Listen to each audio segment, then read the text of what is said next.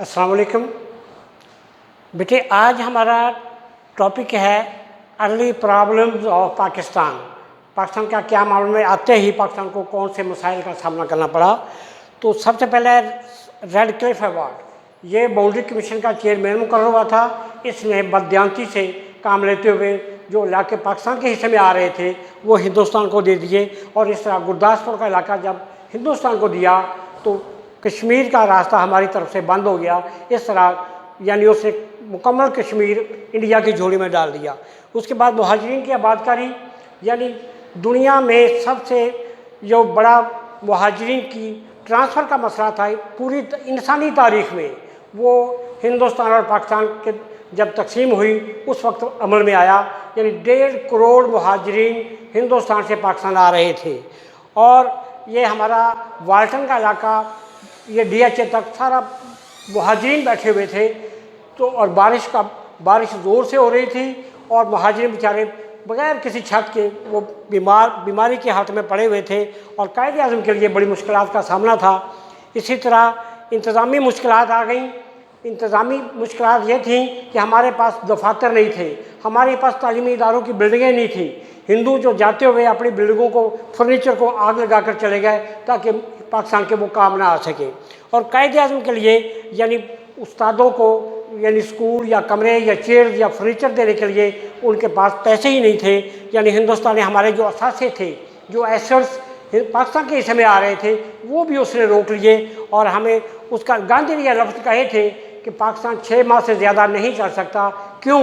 कि इसके पास वसाइल ही नहीं है, कहाँ से ये चलाएगा। लेकिन कुदरत ने 14 अगस्त 1947 को दिन था, जुम्मे वाला दिन, और वो तारीख़ थी 27वीं रमज़ान और मुबारक, यानी शब कदर की रात को पाकिस्तान बना।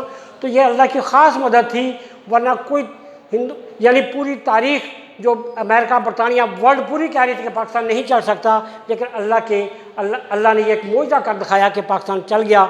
और मुआशी मुश्किलात उसमें थी कि मुआशी मुश्किलात में यानी पाकिस्तान में जितने असासे कारखाने आते थे पाकिस्तान के हिस्से में, जितने हमारे ऑर्डिनेंस फैक्ट्री आती थी, असरा फैक्ट्री, हमारे पास कोई नहीं थी। हमने 1951 में ये वाह कैंट वाली इंडस्ट्री बनाई, जो आज माशाल्लाह अल्लाह का शुक्र है कि पूरी वर्ल्ड को हम असला सप्लाई कर रहे हैं। तो इस तरह फ़ौजी असासों की तकसीम, वो भी हमारे जो हिस्से में आ रहे थे वो उन्होंने कारखाने भी ना दिए। जो ऑर्डिनेंस फैक्ट्रियाँ थी वो हिंदुस्तान ऐसे इलाकों में बनाई गई जो पाकिस्तान के हिस्से में नहीं आए थे। यानी उसने अंग्रेज़ ने पहले ही बदयांती से यानी जितने भी फ़ौजी कारखाने असला बनाने वाले ऑर्डिनेंस फैक्ट्रियाँ थी वो मुस्लिम इलाके में बनाई नहीं थी। यहाँ से फ़ौजी भर्ती करके ले जाता था अंग्रेज़, लेकिन डेवलपमेंट के काम उन्होंने नहीं किए। यानी मुस्लिम अक्सरियती इलाकों को उसने पसमानदा ही रखा। आगे ज़रूरी मुश्किलात, यानी एग्रीकल्चर प्रॉब्लम क्या थे। हमारे पास थे दरिया, ये दरियाए सतलुज, दरियाए ब्यास, दरियाए रावी, दरियाए चनाब, दरियाए झेलम और दरियाए सिंध।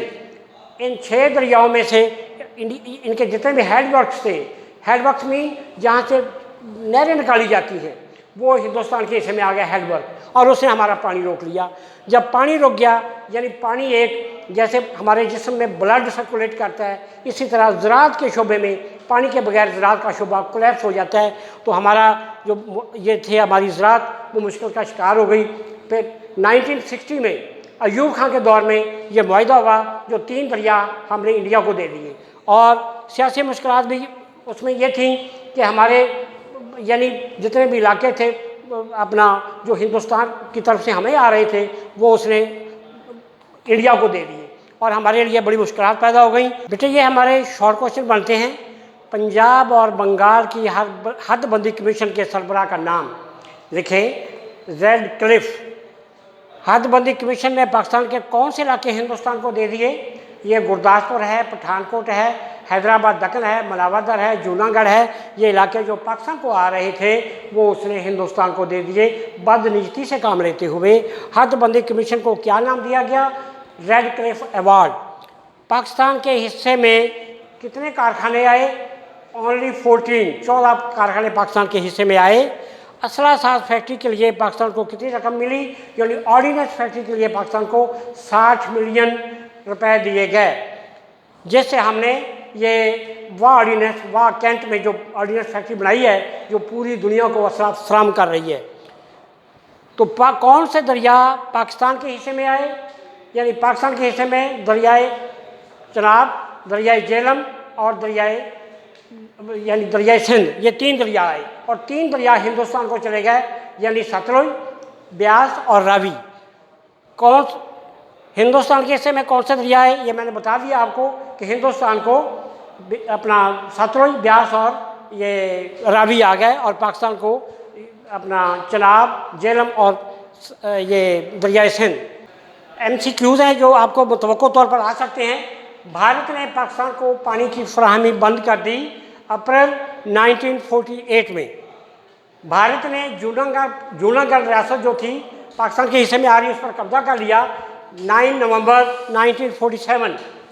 सिंध ताश मुआहिदा हुआ, यानी अयूब खां के दौर में 1960 में। भारत ने हैदराबाद दक्कन पर कब्जा कर लिया 17 सितंबर 1948। मुत्तहिदा हिंदुस्तान में कपड़े के कुल कितने कारखाने थे? 394। पाकिस्तान के हिस्से में बैंकों की कितनी शाखें आईं? 69 ओनली।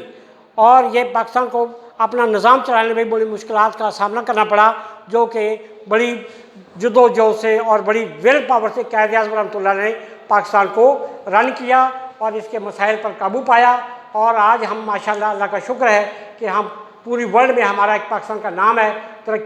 तकरीबन तरक्की याफ्ता ममालिक के साथ हम कंधे से कंधा बनाकर चल रहे हैं। हमारी वाह ऑर्डिनेंस फैक्ट्री जो है वो TT पिस्टल से लेकर अल-खादर टैंक, F-17 थंडर और ये बड़ा जदीद तरीन असला जो हम बना रहे हैं वो पूरी वर्ल्ड को वो हम सप्लाई करते हैं और ज़र मुबादला कमा रहे हैं। उसमें बेटे ये है कि हमने ये मसाइल डिस्कस किए हैं।